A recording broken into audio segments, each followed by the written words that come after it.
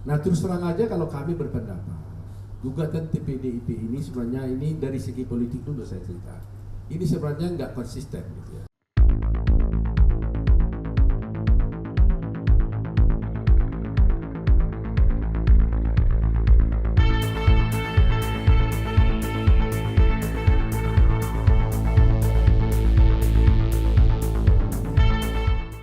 Dan ini masih terseret juga dalam gugatan yang dilayangkan ke PT UN itu. Nah, sebagai tim kuasa hukum Prabowo Gibran, ada tanggapan Pak terkait dengan petun yang PDIP itu? Yang PDIP yang dulu ya? Yang kemarin, ini baru nanti. Untuk yang sekarang? Sekarang, nah nanti sidang katanya sudah lengkap dan akan sidang tanggal 2 Mei. Nah, mengenai soal gugatan yang PDIP yang sekarang yang dari partai PDIP ya, yang diwakili oleh Pak Gayus ya. Ya. Nah, terus terang aja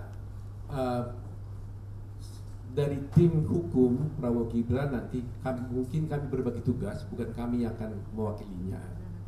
Mungkin akan mengajukan intervensi terhadap itu kali kasus itu, karena yang digugat kan KPU. Ya. Nah, tapi kita sudah sampaikan kepada tim yang lain supaya masuk sebagai intervensi untuk kasus itu, supaya bisa memberikan keterangan yang seimbang lah di kasus itu. Nah terus terang aja kalau kami berpendapat gugatan TPDIP ini sebenarnya ini dari segi politik dulu saya cerita. Ini sebenarnya nggak konsisten gitu ya.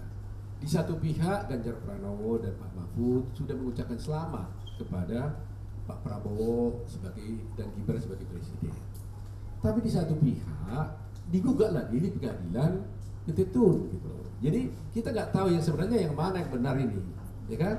Ya, kalau memang sudah selamat ya sudah selesai dong persoalannya. Mari kita bangun bangsa ini dengan baik. Kok ada ekornya gitu loh.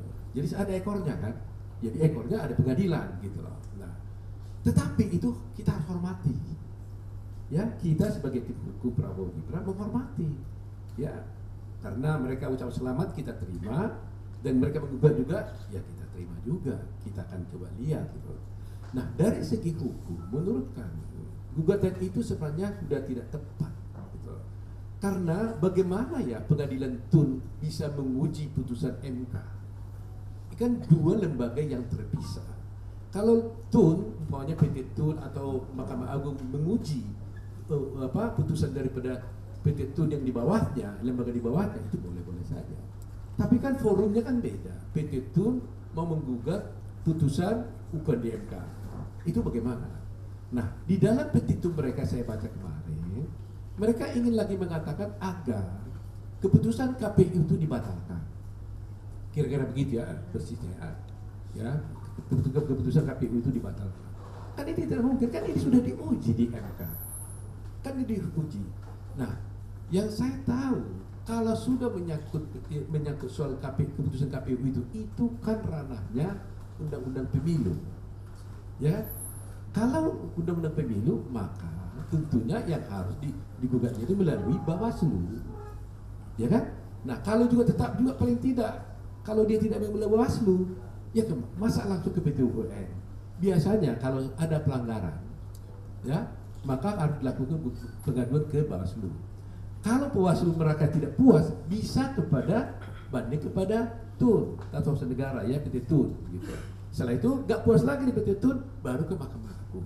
Nah ini tidak melalui Bawaslu, dia gugat kepada PT TUN, PT UN gitu, PT TUN kan. Nah ini yang saya lihat ini nggak tepat menurut saya, gitu. Ya. Jadi saya yakin dan percaya bahwa biar bagaimanapun keputusan MK itu adalah keputusan yang final and binding, sudah final dan mengikat semua pihak. Tinggal menunggu Pak Prabowo Gibran ditetapkan jadi dilantik menjadi presiden bulan Oktober, dan gugatan itu berjalan begitu saja, tapi akan kita lihatlah. Jadi kemungkinan besar akan ditolak di PT UN ya Pak? Kalau saya memperhitungkan dari segi ilmu, ya, dari segi praktek di peradilan, saya kira paling tidak mungkin itu tidak diterima kalau tidak ditolak, ya kan? Perbedaannya ditolak dan tidak terima itu begini. Kalau tidak diterima, secara formal tidak memenuhi syarat. Kalau ditolak, itu materi gugatan pokoknya yang ditolak. Nah, perhitungan saya nanti di akhir perkara gugatannya itu akan tidak diterima karena menurut kami itu bukan ranahnya itu, ya. Tapi seandainya pun masuk ke pokok perkara juga tidak bisa, karena apa? Gini ya, mereka kan mempersoalkan pelanggaran. Nah, sudah diuji oleh MK mengatakan pelanggaran itu tidak terbukti. Nah, kalau begitu semuanya kan nggak habis-habis dong. Sudah diuji di Mahkamah Konstitusi pelanggarannya tidak terbukti, mau diuji lagi di PT UN bahwa pelanggarannya mau terbukti. Loh, kalau sana mengatakan terbukti, kacau dong negeri ini, ya kan?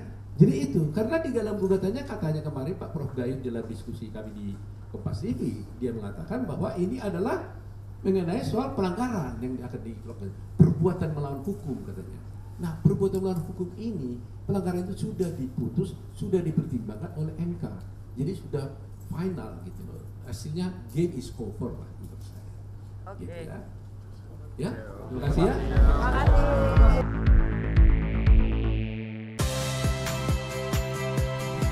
Saya Audrey Chandra. Saksikan program-program Kompas TV melalui siaran digital, pay TV, dan media streaming lainnya. Kompas TV, independen, terpercaya,